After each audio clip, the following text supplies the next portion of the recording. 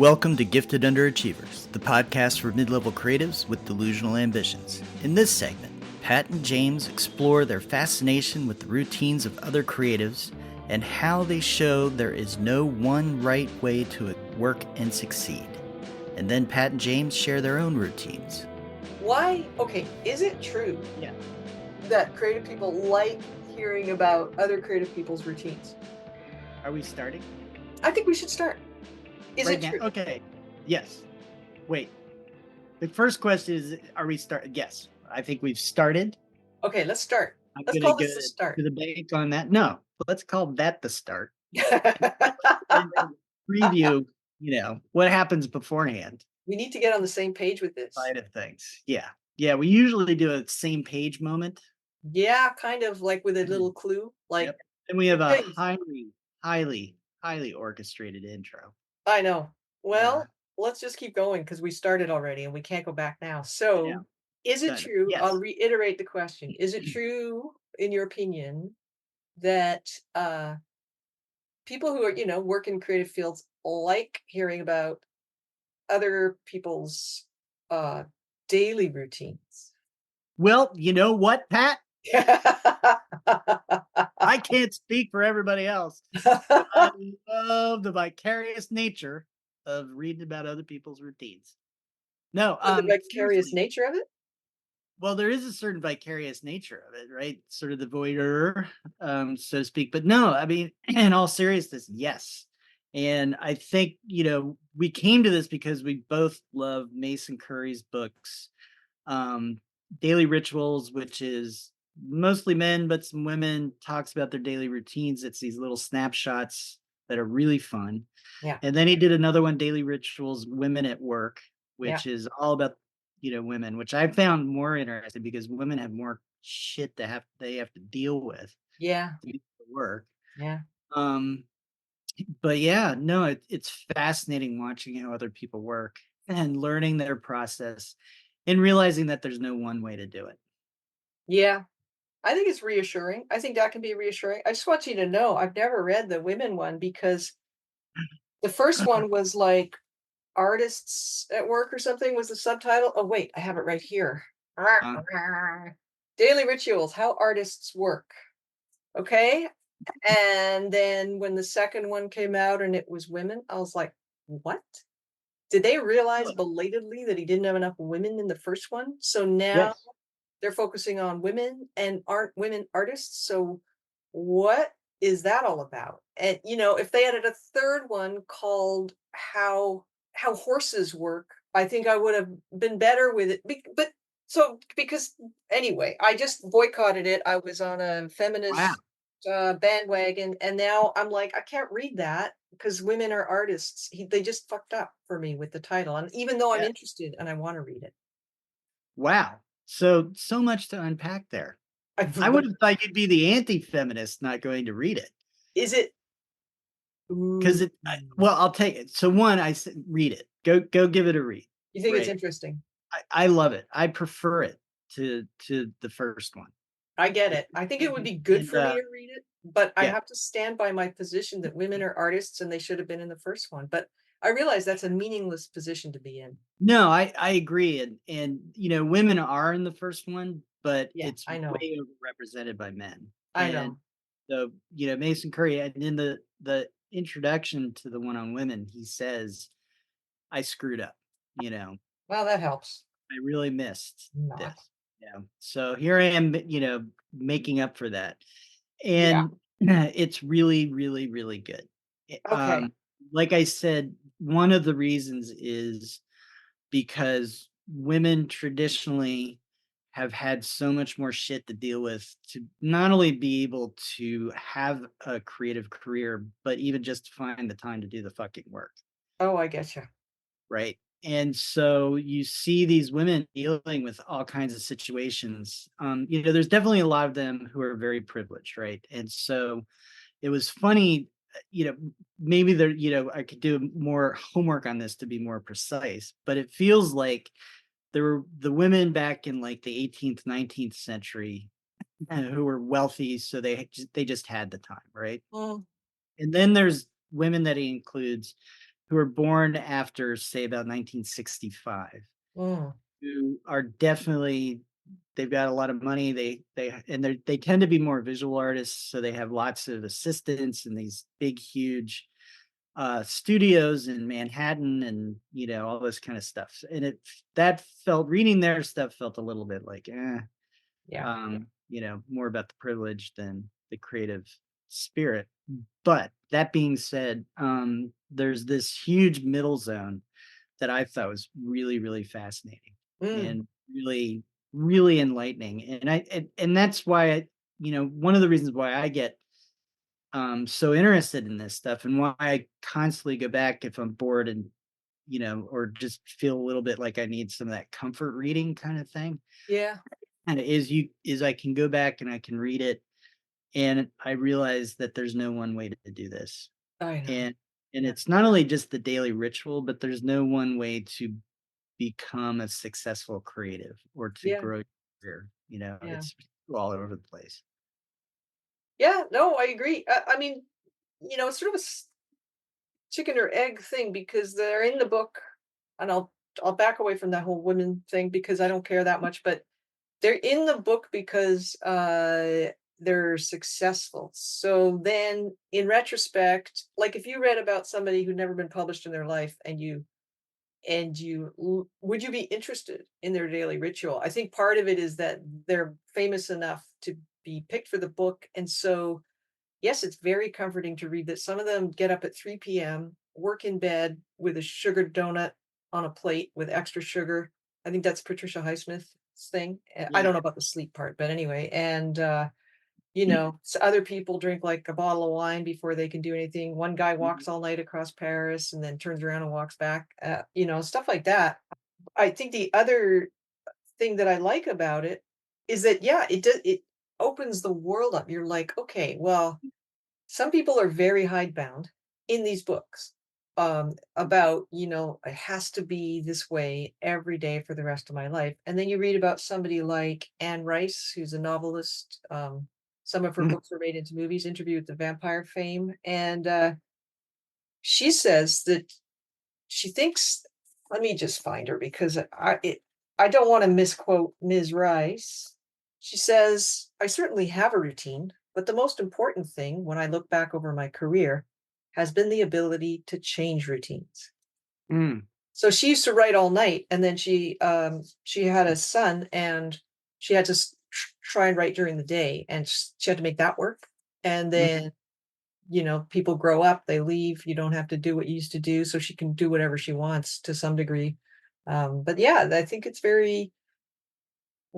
to me, that is the most encouraging thing to read because I don't want to get into the part where I've been doing the same thing the same way and I feel like, oh, I have to do it that way or I'm never going to produce anything because it Right. worked for a Right. while, and so reading about how other people do it, it kind of reinforces my natural bent, which is I do a lot of thinking when I walk.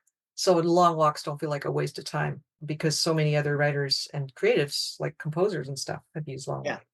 Yeah. No, absolutely.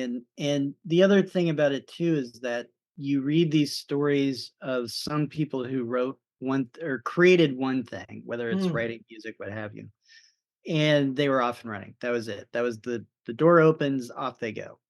And then there's other people for whom success was or even just establishing themselves was a much, much more time consuming and longer thing for them to do. yeah. And so I feel good about that. Um, and it reminds me, when I first started writing, I had another writer friend and we bat things back and forth. And she had said, and I agreed that, if you get a wall, you should send out all your writing. And if you get a wall full of rejection letters, because this is back before email, Yeah. um, then you should quit, right? Huh. You, you're done.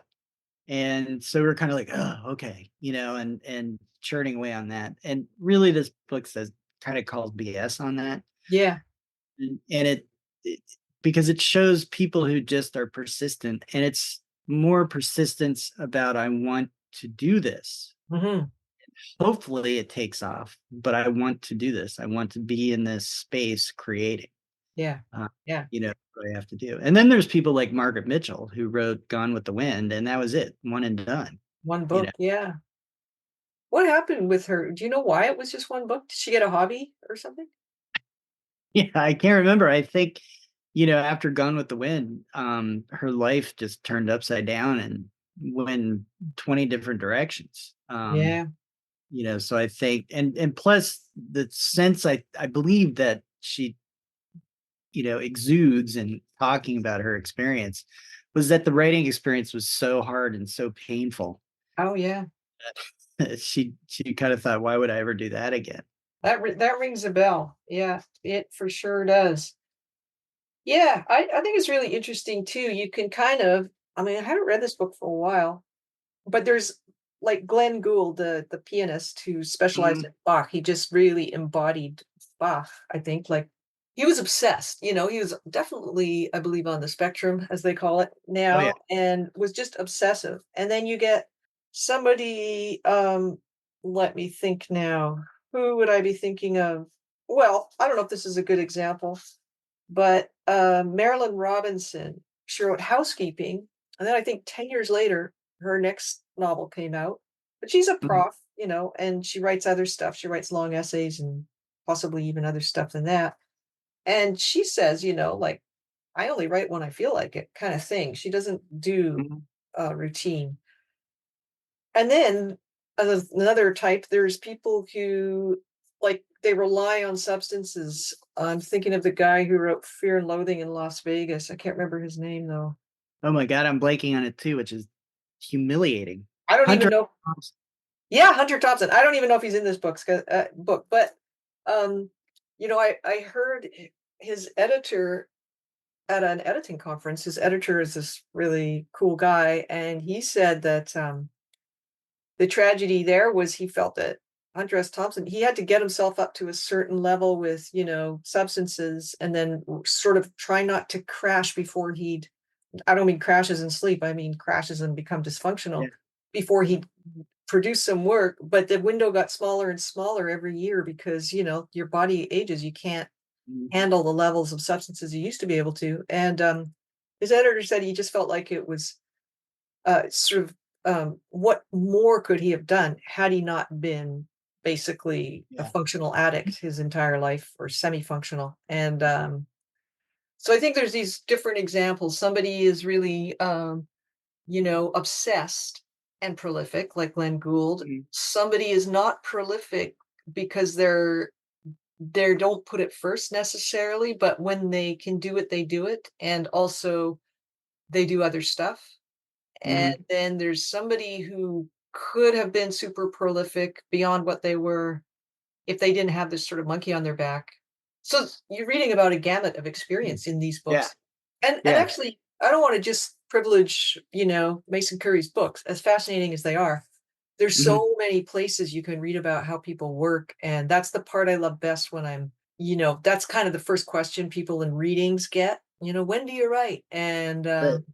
or one of the first questions, and yet it's kind of meaningless. But I remember Colson Whitehead, who was the 2019 keynote speaker at the AWP conference in Portland, said at the podium, I write a page a day.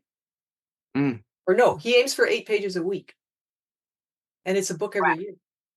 8 pages Yeah. a week doesn't sound like much because I can sit down and write 10 pages, but then I don't write again for 3 or 4 days Mhm. or 3 or 4 weeks sometimes, depending on how my time goes. So I found that I don't know, sort of aspirational for me, I Well, guess. yeah, it's validating without giving anybody an excuse to not do the work, Yeah, right? I mean, there are definitely people in there who don't do the work and go like they write one book and then it takes them 10, 15. I think there is one person, it's like 30 years between books or something crazy like that. So there's that. yeah, But I don't feel like it's giving me permission to not work. And it's not giving me permission to just sort of um accept the current state. But what it does give me permission to do is experiment with routines because yeah, there's no one right way. yeah, And it also shows that for some people who are doing the work and putting in the effort, whatever the success is that they achieve sometimes takes longer than it does for others. And that's just, it's such an intensely subjective business Yeah. Yeah. that I find something really, I mean, I feel badly for those people because they went so long, but at the same time, there's a certain beauty to that as well, you Mhm. know? And Yeah. then, to bring in the artist side of this, because it's everybody, it's, in these books that we're all looking at, there's the artist who goes into the studio and doesn't feel inspired and does nothing. There's the Mm. artist who sits and stares at a painting for 2 hours and makes a couple of strokes and says, "Up, that's my day." And then Mm. there's the artists who, um, are almost producing like a painting a day, or they're producing a lot of work because Yeah. that they're just going at it. Um, and maybe there's lessons in there for all of us to take too that are more implied, which is don't let the perfect be the enemy of the good, and uh, Mm. stuff like that. But at the same time, I to get back to that sort of vicarious thing about it, Yeah. it really is cool to see how these people did their work. Yeah. You There's something in there that lets us see that other people's routines can influence how we look at our own lives and then go, okay, well, how can I make this work? Which is kind of what you already said, but I'm making it more Yeah. concrete. Well, so that brings me, what is your routine? Like, not your work on editing for other people, but your writing creative routine. What Oh, would you describe it as? I describe it as an absolute gong show. How about yours? Yeah, well, no, I mean Gongcha, like, I'm thinking Funky Chicken, you know, Dance of the Seven Veils before I get into my yeah, office? No, nothing like that.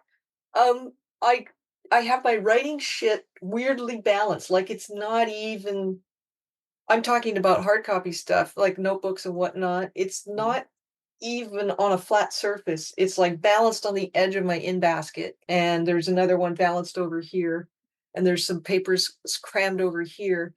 And because I've got a bunch of projects on the go right now, like that are time sensitive writing wise, including my pleasure journal, James. right. Oh God.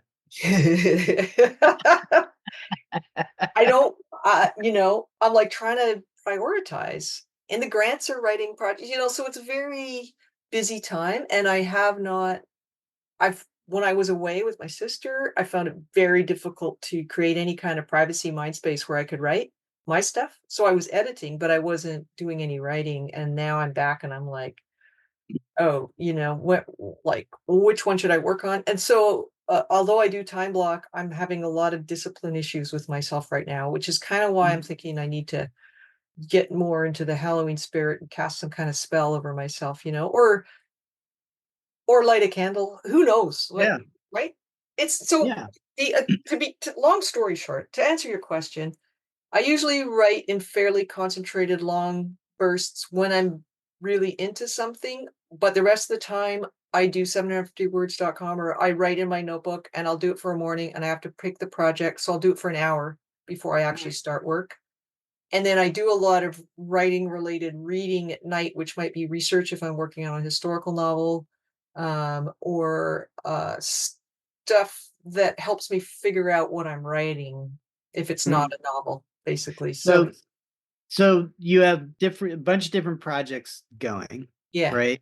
You tend to do your writing in the morning and more kind of the lighter thinking about the writing or the research at night. yeah, Do you write on a computer? depends. I write all over the place. Depends. Sometimes it's a scrap of paper. Sometimes I talk it into my voice memo recorder if I'm out for a walk. And Mhm. sometimes I'll write stuff on the backs of envelopes. Most of the time, I use either a notebook if it's at night, because when I shut down my computer, I do not want to open it again. Mhm. Uh, and if it's in the morning, I'll often just do it on a computer because my eyes aren't tired already.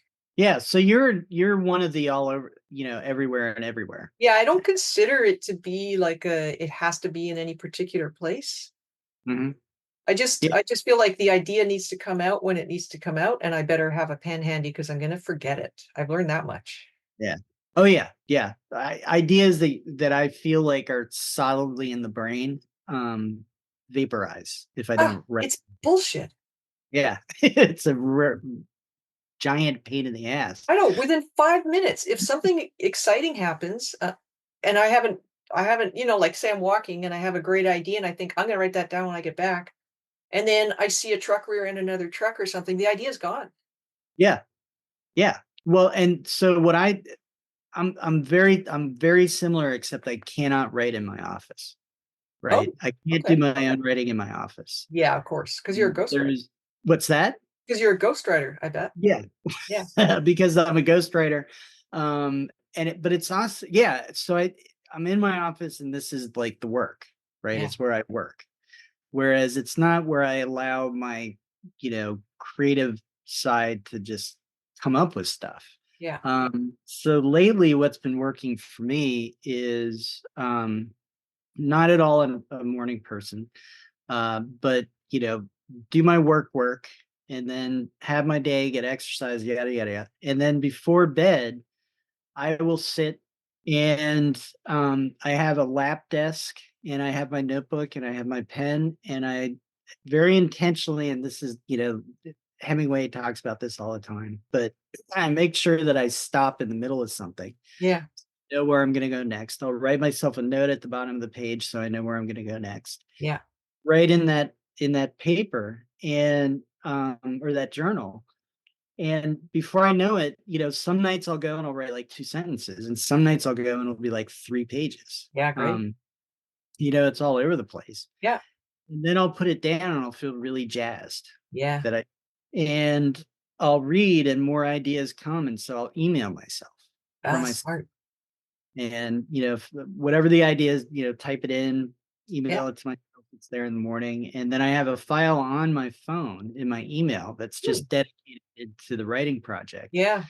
so I can find them and look them up. And so that's what's been working right now. It'd be great to someday just be able to do my own writing, and then my office would become my creative space. Yeah, yeah. I was thinking yesterday or was sort of dreaming about the idea that if I won $10 million, I would go down to working part-time on my business so I could have more time to write. I don't know that I would stop it completely, Mhm. because I like working, but the other part is I don't wanna turn into a day drinker, so if I don't have anything, I don't wanna be watching Wild Kingdom at Yeah, 10 a.m. with yeah. Reading creative or daily rituals is really cool and interesting and has done a lot. And the ritual that I've found is, taking an hour before bed. Yeah, yeah. Okay. Well, that's Just fair enough. saying, and I start every single writing session, right? I get myself kind of set up. I have some music, it's not bright. And I just say to myself, all I have to do right now is write one sentence. Yeah. That's it. I write one sentence and I'm like, I don't feel it. I'm not enjoying it. Then I'll read and, that's that. Yeah. Yeah. Um, but 9.9 times out of 10, that first sentence leads to second sentence. Yeah. Yeah. Okay, good. All right. Well, are we done? I think so. Thanks for listening to Gifted Underachievers, the podcast for mid-level creatives with delusional ambitions. We'd love to hear how we're doing, so please leave a comment, join our chat page, or send us an email at giftedunderachievers@substack.com. Have an awesome day.